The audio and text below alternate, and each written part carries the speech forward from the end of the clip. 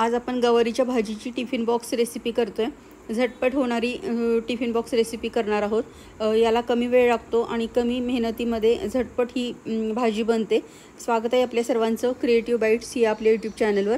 आपण फ्रेश अशा गवारीच्या शेंगा आणलेल्या आहेत। या निवडायच्या कशा ते पाहूया।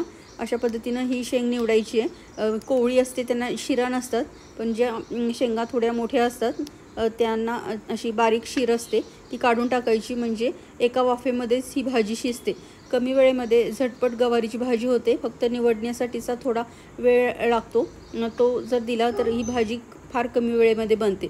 अशा पद्धतीने आपल्या सर्व शेंगा निवडून झाल्या। आता ह्या स्वच्छ पाण्याने धुवून घ्यायच्या।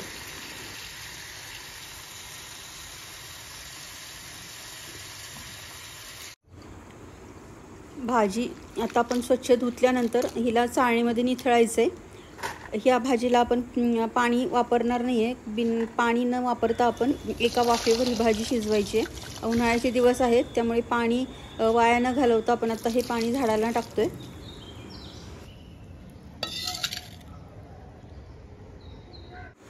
भाजी करताना आपण मातीचं नाही तर लोखंडाच्या कढईचा जास्ती करून वापर करतोय।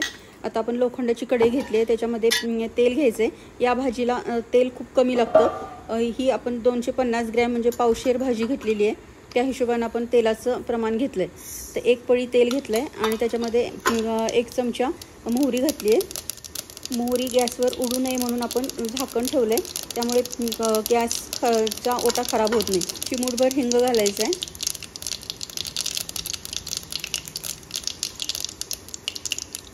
कढीपत्ता स्वच्छ धुवून आपण आपल्या झाडाचा फ्रेश तोडलेला कढीपत्ता वापरतोय।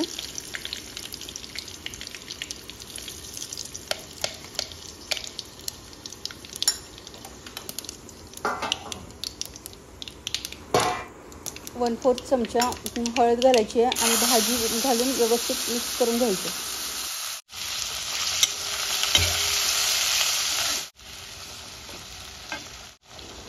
आता आपण या भाजीला कांदा आणि लसूण वापरलेला नाही आहे।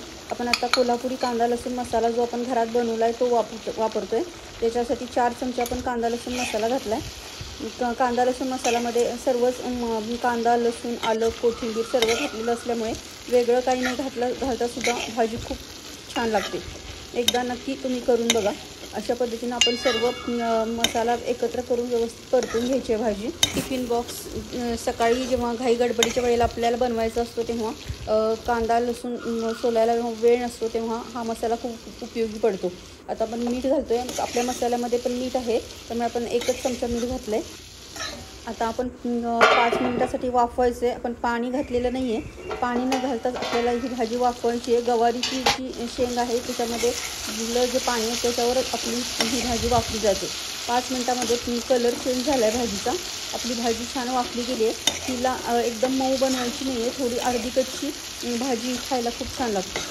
आता आपण घरामध्ये तयार केलेला हा शेंगदाण्याचा कूट आहे। हा आधी शेंगादाणे भाजून आपण कूट करून ठेवलेला आहे। हा वेळेवर आपल्याला झटपट उपयोगी पडतो। सकाळी जर बरेच जण ओलं खोबरं वापरतात, ओलं खोबरं साठी वेगळा वेळ द्यावा लागतो। शेंगादाण्याचा कूट आपण आधी तयार करून ठेवू शकतो।